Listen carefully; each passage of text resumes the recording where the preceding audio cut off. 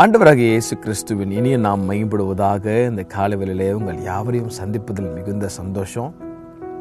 ரொம்ப சீக்கிரமாக நாட்கள் ஓடிட்டு இருக்குது. இந்த மாதத்தினுடைய கடைசிக்கு நம்ம வந்துட்டோம். பாருங்கள், எவ்வளோ உண்மை உள்ளவராக ஏசப்பா நம்ம நடத்திட்டு இருக்கிறார். நீங்களும் நானும் ஆராதிக்கிற நம்முடைய அருமை இரட்சகராகிய இயேசு கிறிஸ்துவுக்கு அநேக பெயர்கள் உண்டு. அதில் ஒரு பெயர், அவர் உண்மை உள்ள தெய்வம், உண்மை உள்ளவர். எத்தனை பேர் சொல்ல முடியும் என் வாழ்க்கையில் அவர் உண்மை உள்ளவராக இருந்திருக்காருன்னு? எத்தனை பேர் சொல்ல முடியும்? இந்த காலை வேளையில் ஒரு வசனத்தை சொல்லி உங்களை தைரியப்படுத்த விரும்புகிறார். லாஸ்ட் வீக் நான் மதுரை காலேஜ், பைபிள் காலேஜ் போயிட்டு எங்களுக்கு கொஞ்சம் நேரம் கிடைக்கும் அந்த ஜெபம் பண்ணுறதுக்கு. அப்போது ரூம்க்கெலாம் வந்ததுக்கப்புறம் ஒரு நடுராத்திரி இருக்கும், ஒரு மணி 2 மணி. அப்போது ஜெபம் பண்ணோன்னு எனக்கு ஒரு ஏக்கம் இருந்தனால ஏசப்பா சமூகத்தில் உட்காந்தேன். நேராக ஆவியானவர் என் இருதயத்தில் ஒரு வார்த்தையை போட்டார். அப்போது அந்த வார்த்தை மத்தேயு சுவிசேஷ புஸ்தகம் 8ஆம் அதிகாரம் 24 25 அந்த வசனத்தை போட்டார். தொடர்ந்து பார்க்கும்போது இந்த வசனம் தான் இருந்துச்சு. அதை என்னை ரொம்ப பிளஸ் பண்ணுச்சு. அதனால தான் இன்றைக்கி உங்களையும் அதை பிளஸ் பண்ணணும்னு விசுவாசிக்கிறேன். அந்த வார்த்தையை உங்கள் மத்தியில் சொல்ல நான் விரும்புகிறேன். என்னோட கூட சேர்ந்து மத்தேயு சுவிசேஷ புஸ்தகம் 8ஆம் அதிகாரம் 24, 25, 26 அதை நான் வாசிக்கிறேன், கவனிங்க. அப்பொழுது படகு அலைகளினால் மூடப்பட்டத்தக்கதாய் கடலில் பெருங்காற்று உண்டாயிற்று. இந்த வார்த்தையை கவனிங்க.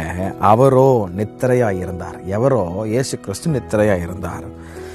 அப்பொழுது அவருடைய சீஷர்கள் வந்து அவரை எழுப்பி, ஆண்டவரே எங்களை ரட்சியும், மடிந்து போகிறோம் என்றார்கள்.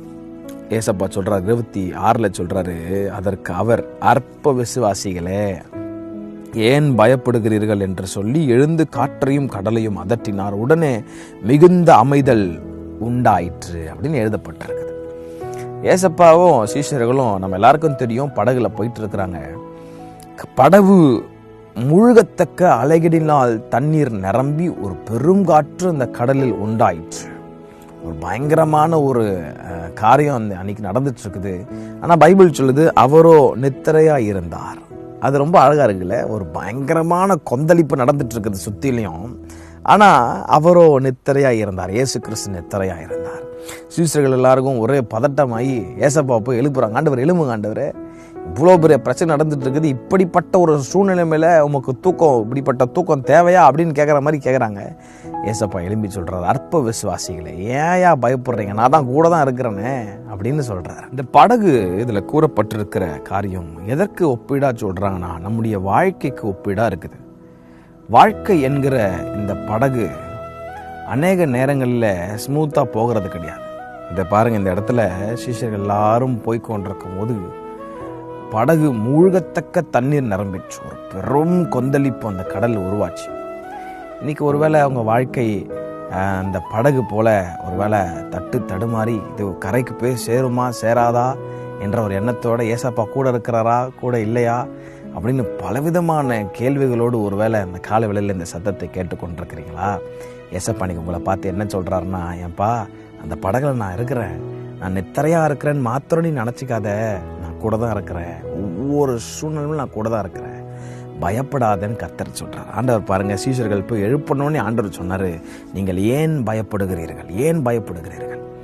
உங்கள் படகு போக வேண்டிய இடத்துக்கு கண்டிப்பாக நிச்சயமாக கர்த்தர் கொண்டு சேர்ப்பார் என்பதில் எந்த சந்தேகம் இல்லை. ஆமாம், கரை சேர்ந்திடுவாய், கலங்காதே. நீங்கள் போக வேண்டிய கரைக்கு அவர் கண்டிப்பாக உங்களை கொண்டு போய் சேர்ப்பாருங்க.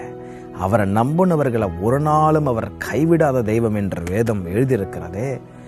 இந்த வாழ்க்கை என்கிற படகு ஒருவேளை தத்தளிப்போடு சுற்றி முற்றிலும் பயங்கர பெரும் காற்று, இது கரெக்டாக போய் சேருமா, இல்லை சேதமாயிருமா, உடஞ்சிருமா அப்படின்னு பலவிதமான குழப்பங்களோடு ஒருவேளை இந்த சத்தத்தை கேட்டுக்கொண்டிருக்கிறாயா? ஏசப்பா இன்னைக்கு ஒரு விஷயம் கூட ரிமைண்ட் பண்ணுறாரு, அந்த படகுல தான் நானும் கூட இருக்கிறேன், நான் நித்திரையாக இருக்கிறேன்னு மாத்திரம் நினச்சி. இன்னைக்கு நிறைய பேர் நம்ம என்ன நினச்சிடுறோன்னா, ஏசப்பா என்னை மறந்துட்டார் போல, என்னை மறந்துட்டார், அப்படியே என்னை விட்டுட்டார் போலன்னு நினச்சிக்கிறோம். இல்லவே இல்லைங்க.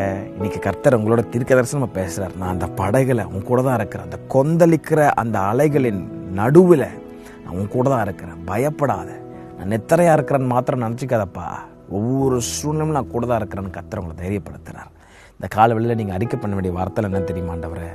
எப்பேற்பட்ட சூழ்நிலைமை வந்தாலும் என்னுடைய வாழ்க்கை என்கிற படகில் நீர் என்னோட துணையாக இருக்கிறேன் என்பதை நான் விசுவாசிக்கிறேன், அதை நான் நம்புகிறேன் சொல்லி பாருங்க. அன்றைக்கு கர்த்தர் எழும்பி காற்றையும் கடலையும் அதட்டினார். உடனே மிகுந்த அமைதல் உண்டாயிற்று என்று வேதம் கூறியிருக்கிறது போல உங்கள் வாழ்க்கையில் ஒரு மிகுந்த அமைதலை கர்த்தர் கொடுக்க அவர் போதுமானவராக இருக்கிறார். அதை சீக்கிரத்தில் அவர் செய்து முடிப்பார் என்று இயேசுவின் நாமத்தினாலே உங்களை நான் ஆசீர்வதிக்கிறேன்.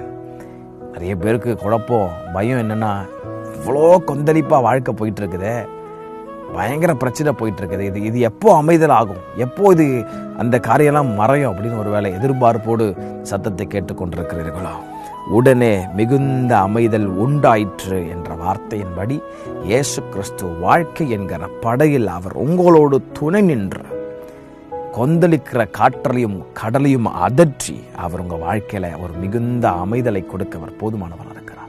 இதுவரைக்கும் நீங்கள் உணராத ஒரு தேவ சமாதானம் இந்த நாளிலிருந்து உங்கள் இருதயங்களில் ஆளுகை செய்யும் என்ற இயேசுவின் நாமத்தினாலே நான் உங்களை ஆசீர்வதிக்கிறேன். இந்த நாள் முழுவதும் நீங்கள் அறிக்கை பண்ண வேண்டிய வார்த்தை, என் கூட அவர் இருக்கிறார், அதனால் நான் பயப்பட மாட்டேன் அப்படின்னு அறிக்கை பண்ணுங்க. தைரியமாக இருங்க. ஆமாம், அவர் நெத்தரையாக இருக்கிறார், அமைதியாக இருக்கிறாருன்னு மாட்டம் நினச்சிடாதீங்க. அவர் அமைதியாக இருக்கிறாருன்னா ஏதோ ஒரு காரியத்தை உங்களுக்கு செஞ்சு கொண்டிருக்கிறாருன்னு அர்த்தம். May the Lord bless you. Have a beautiful day. God bless you.